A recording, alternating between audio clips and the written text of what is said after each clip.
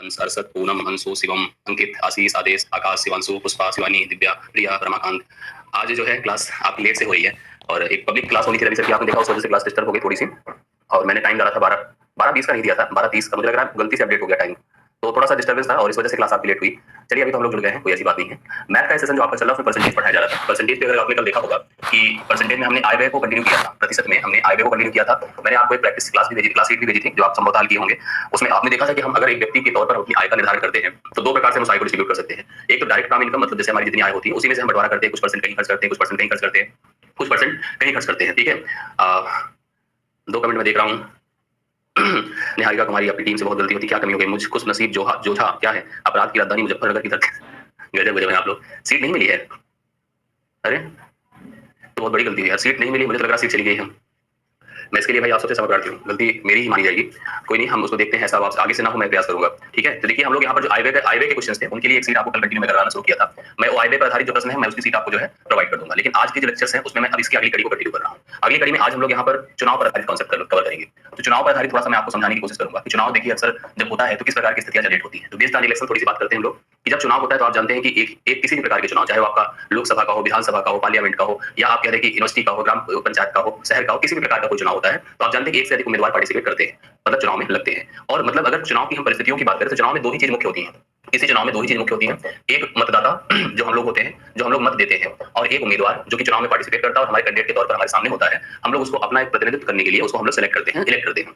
अब मतलब यहाँ पर ये जो मतदाता है, ये वोटर्स हैं, यही लोग वोट देते हैं और इनको वोट देते हैं। उम्मीदवारों की संख्या एक से ज्यादा होती है, मतलब 2 होती है, 3 होती है, 4 होती है, 5 होती है। लेकिन इस वोट का जो यहाँ पर मतदाता है, इनकी संख्या को हम लोग वोट में कन्वर्ट करते हैं। इस वोट का डिस्ट्रीब्यूशन इनमें किया जाता है। जिस उम्मीदवार को अधिक वोट या अधिक मत प्राप्त होता है वह इलेक्शन में विजयी हो जाता है।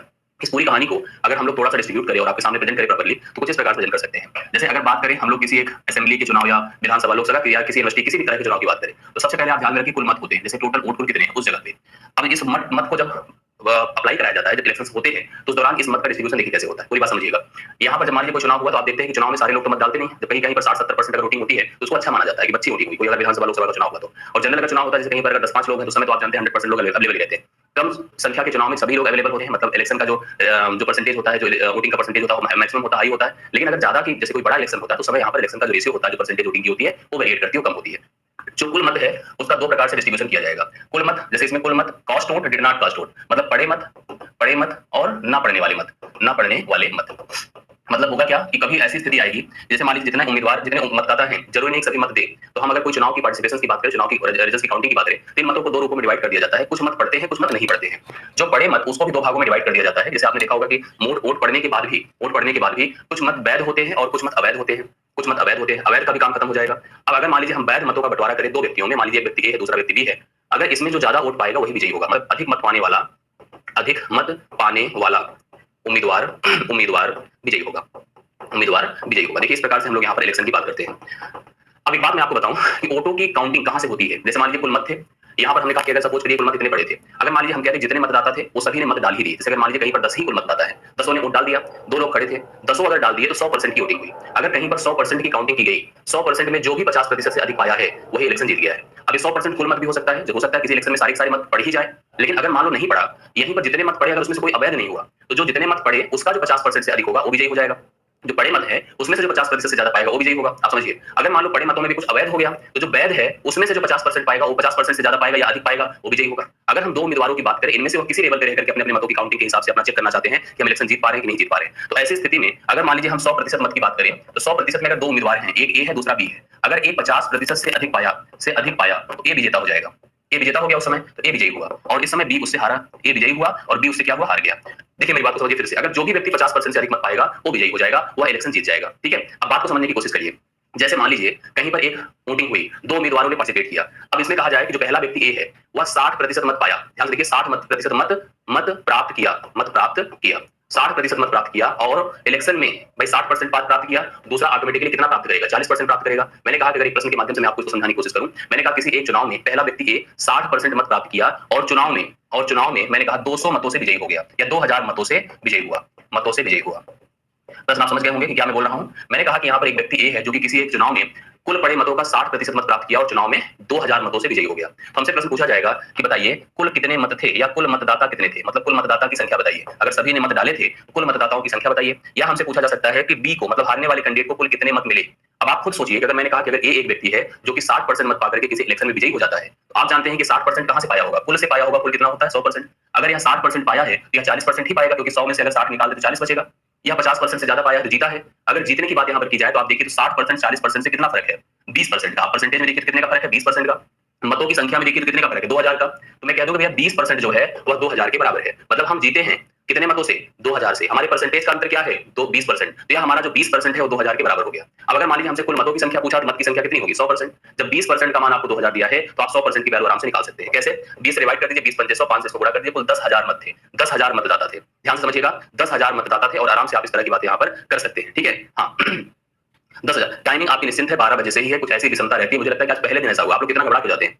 आज पहले दिन ऐसा हुआ है जिस दिन आपको यह समय पर क्लास नहीं मिली है। बाकी तो लगभग आपको 12 बजे मिलती है ना, जब से मैंने आपको इन्फॉर्म किया 12 बजे के लिए। तो आप इसके लिए क्यों घबरा गए कि आज एक दिन कभी ऐसा हो गया और मैंने आपको अपडेट भी किया कि थोड़ी देर बाद क्लास स्टार्ट हो जाएगी और क्लास शुरू होने से पहले आपको सूचना भी मिली। तो आप लोग घबराइए मत इस तरह से। चलिए इस बात को आप लोग समझे जो मैं बताने की कोशिश कर रहा हूँ। पूरी बात को फिर ध्यान से सुनिए। मैं एक बार और एक नंबर ले रहा हूँ, एक मैं छोटा सा प्रश्न ले रहा हूँ, ध्यान से सुनिएगा। गोपाल और मोहन, गोपाल और मोहन दो उम्मीदवार थे, और मोहन दो उम्मीदवार थे। गोपाल किसी इलेक्शन में, गोपाल किसी चुनाव में, किसी चुनाव में 35% मत प्राप्त करता है, प्राप्त करता है। गोपाल किसी चुनाव में 35% मत प्राप्त करता है। वह मोहन से 1500 मतों से पराजित हो जाता है, पराजित हो जाता है, पराजित हो जाता है। अब आपसे पूछा गया कुल पड़े मतों की संख्या बताइए, कुल पड़े मतों की संख्या बताइए, कुल पड़े मतों की संख्या बताएं। देखिए प्रश्न कुछ इस तरह से, मैं अभी जब पहले मेरे पास सेट भी है, मेरे पास प्रश्न भी है, लेकिन मैं जानबूझ करके भी ये सब चीजों को लिखवा रहा हूं आपके सामने, जैसे कि आप अपने आप को निश्चिंत करें, अपने आप को सेव करें। क्वेश्चन देखिए, पूरी लाइन को समझिए। हमने कहा गोपाल और मोहन दो उम्मीदवार थे। किसी चुनाव में गोपाल को कुल मतों का 35% ही मत मिला और वह चुनाव में 1500 मतों से पराजित हो गया। हमसे पूछा गया है कि कुल पड़े मतों की संख्या बताइए कितनी होगी। कुल पड़े मतों की संख्या बताइए कि कितनी होगी। आप लोग यहाँ पर निश्चिंत करिए, ध्यान से समझने की कोशिश करिएगा। मैंने कहा हमेशा कुल मत कितने होते हैं, 100%। हमेशा कुल मत कितने होते हैं, 100%। 100% में अगर हम इनको डिवाइड कर दें दो भागों में, जिसमें एक व्यक्ति गोपाल है, दूसरा व्यक्ति कौन है, मोहन है। आप एक बात समझिए, गोपाल है और मोहन है। गोपाल को कुल मतों का कितना परसेंट मिला है, गोपाल को कुल मतों का 35% मिला है। अगर यहाँ पर 100 में से 35 इसको मिला है तो जाहिर सी बात है मोहन को कितना मिला होगा, 65% मिला होगा। गोपाल को अगर 35% मिला है तो मोहन को 65% मिला होगा। अब इसमें साफ साफ हार जीत दिख रही है कि गोपाल हारा है, मोहन जीता है। अब आप देखिए कितने का डिफरेंस है परसेंटेज के हिसाब से, तो मैंने देखा 30% का डिफरेंस है। हार जीत जो हुई है वो 30% की वजह से हुई। आप 65 से 35 को घटा दो 30%, या 30% किसके समतुल्य है आप बताइए, खुद ही सोच करके 1500 के, क्योंकि 1500 मतों से पराजित हुआ है या 1500 मतों से अगला विजयी हुआ है। तो 30% अगर 1500 है, हमको कुल मतों की संख्या निकालनी है, तो 100% का मान क्या होगा। 30 से इसको डिवाइड कर दीजिए, 50 हो गया, 50 को 100 से गुणा कर दीजिए, कुल मत 5000 थे। कुल पड़े मत 5000 से, 5000 मत टोटल थे।